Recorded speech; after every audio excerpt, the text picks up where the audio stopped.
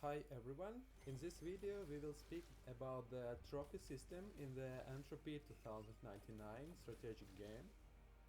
So, first of all I will tell you something about the main things and then we go into the depths. So, let's speak about the trophy system. There is a currency named trophy. Trophies can be earned in the PvP battles, player versus player battles, between commanders in the open world. You will receive just the 10% of the enemy troops killed at the equal main base level and less if your base level is higher than your opponent's main base level. Your current progress may be checked at the trade station. Let's go to our base.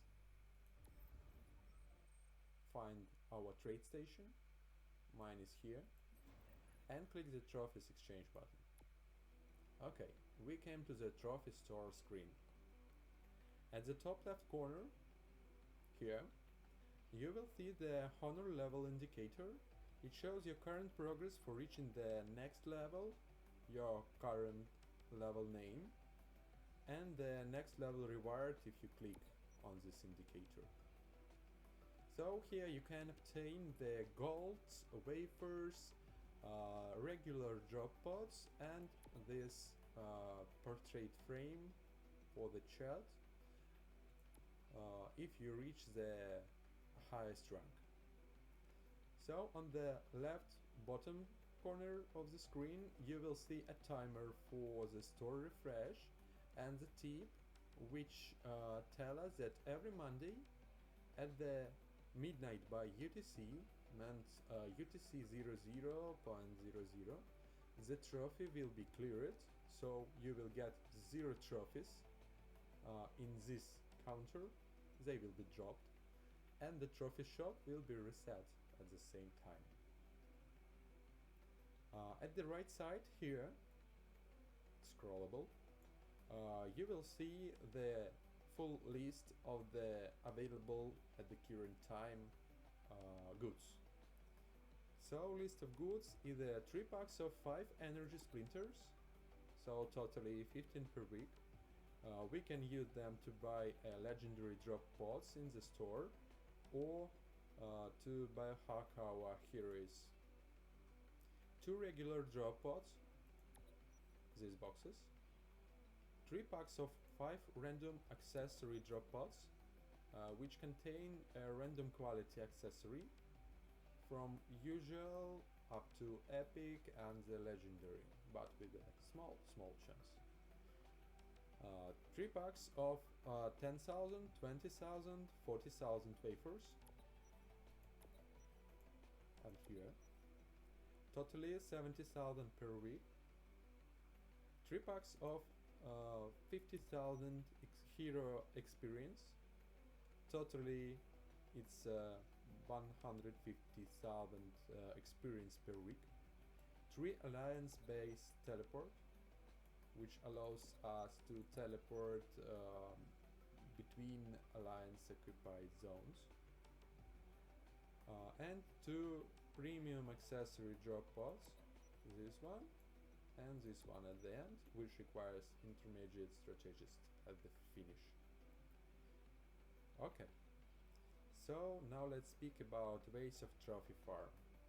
There are 3 methods to earn trophies. I name them active, passive and tank farm. I will show you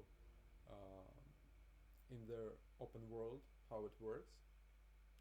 The active method means that you hunt for unattended troops of other players in the open world map or participate in battle against players of the opposing alliance.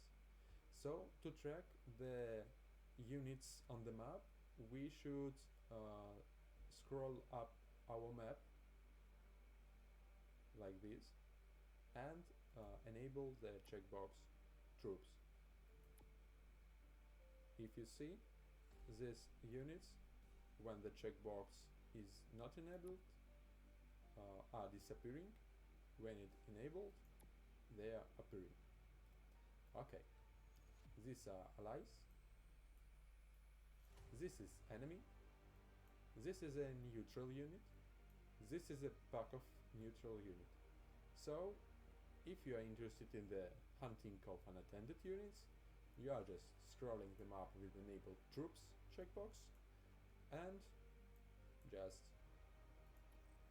clicking near this squad, press auto combat for example, and wait when your team will reach them and attack. Okay. The passive method meant that you are leaving your troops like this person did, and just waiting when someone will find you and attack. Don't forget to enable after attack mode. Tank farming is the third method that assumes that you prepare one or more units in a special way, placing them on the world map at a sufficiently large distance so that they can't come to the aid of each other in the event of an attack. So I will show you on the map. For example, we and our friends decided that these two zones are supposed to be PvP zones for tank 1 versus 1 battles. So zone A, zone B. So these are target marks which our leaders added to the beacons and nothing else. Okay.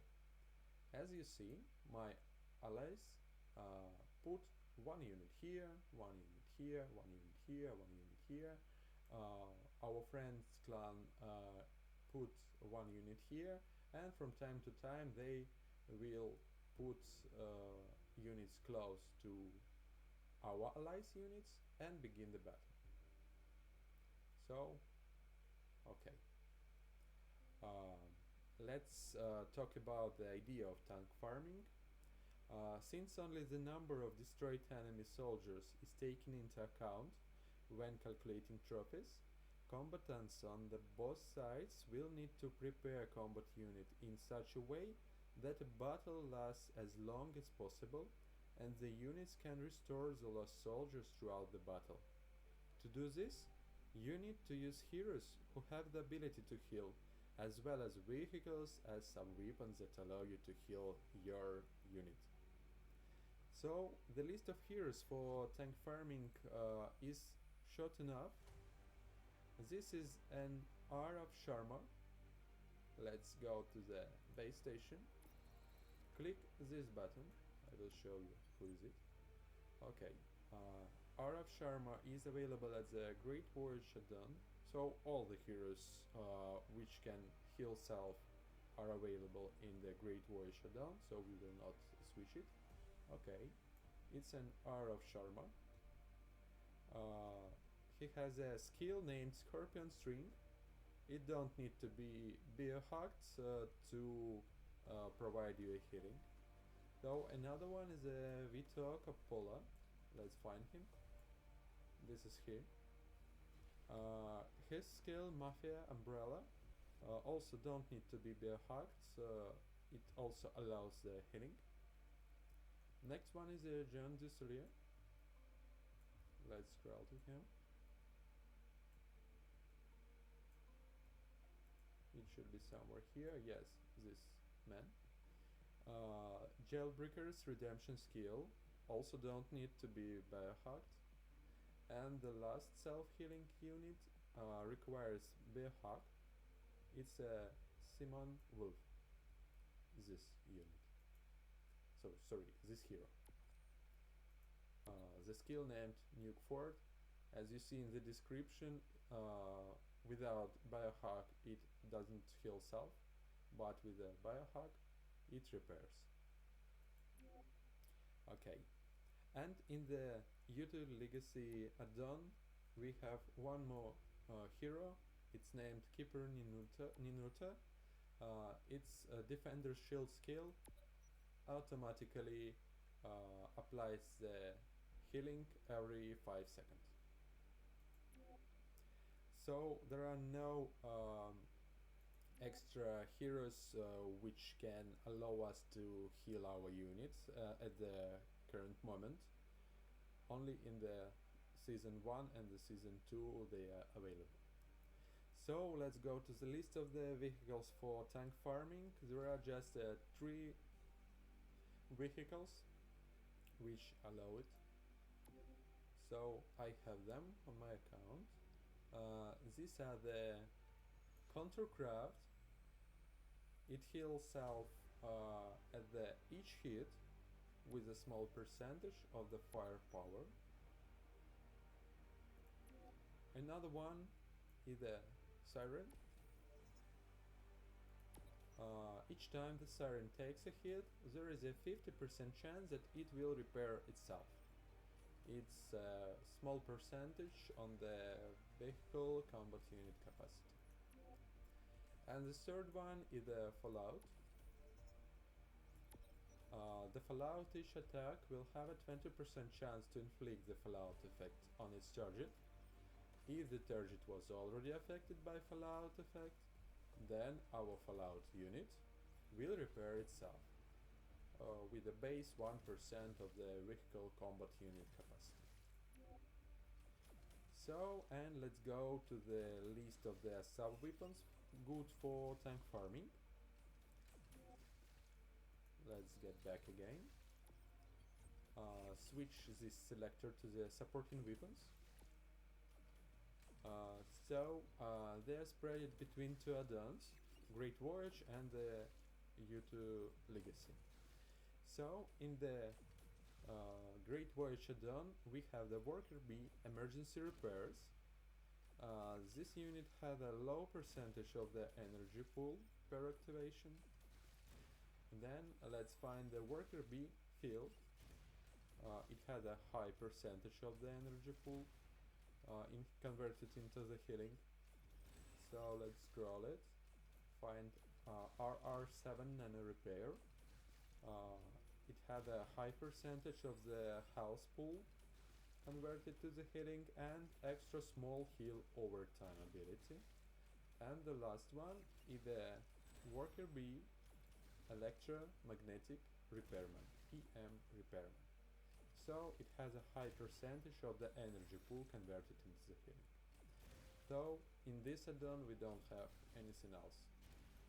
And one more sub-weapon obtainable in the U2 Legacy collection. It's a Reliquary Grace. It restores a high amount of health based on the health attribute bonus and cleans into negative effects.